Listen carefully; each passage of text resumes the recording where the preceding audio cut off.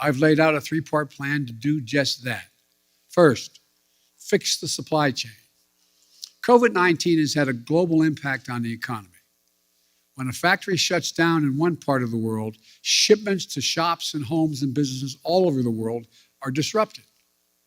COVID-19 has compounded that many times over. A couple of months ago, in this very room, we heard dire warnings about how the supply chain problems could create a real crisis around the holidays.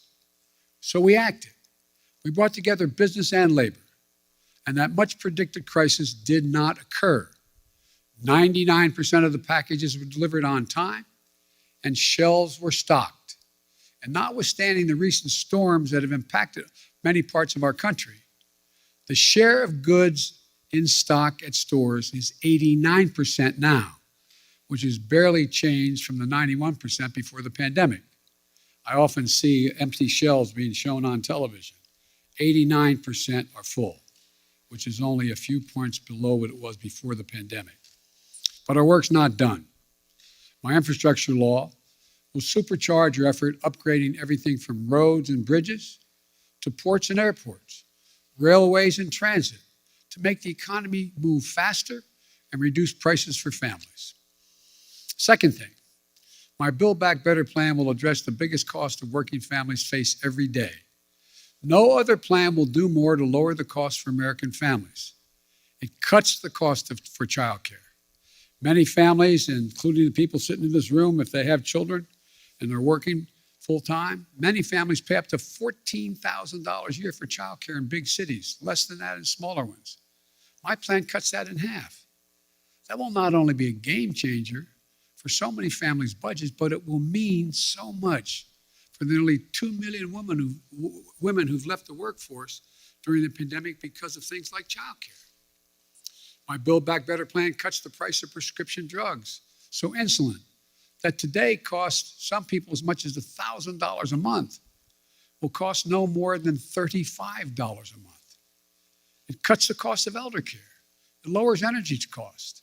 And it will do all this without raising a single penny in taxes on people making under $400,000 a year or raising the deficit. In fact, my plan cuts the deficit and it boosts the economy by getting more people into the workforce. That's why 17 Nobel Prize winners for economics say it will ease long-term inflationary pressure. The bottom line, if price increases are what you're worried about, the best answer is my Build Back Better plan. Third thing we're going to do, promote competition. Look, in too many industries, a handful of giant companies dominate the market in sectors like meat processing, railroad, shipping, and other areas.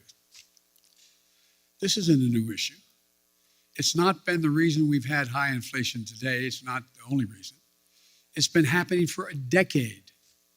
But over time, it has reduced competition, squeezed out small businesses and farmers, ranchers, and increased the price for consumers. We end up with an industry like the meat processing industry, where 4 big companies dominate the markets. Pay ranchers less for their cattle they grow, charge consumers more for beef, hamburger meat, whatever they're buying. Prices are up. Look, I'm a capitalist, but capitalism without competition is not capitalism, it's exploitation. So I signed an executive order to tackle unfair competition in our economy, and we're going to continue to enforce it, along with working with Congress where we can.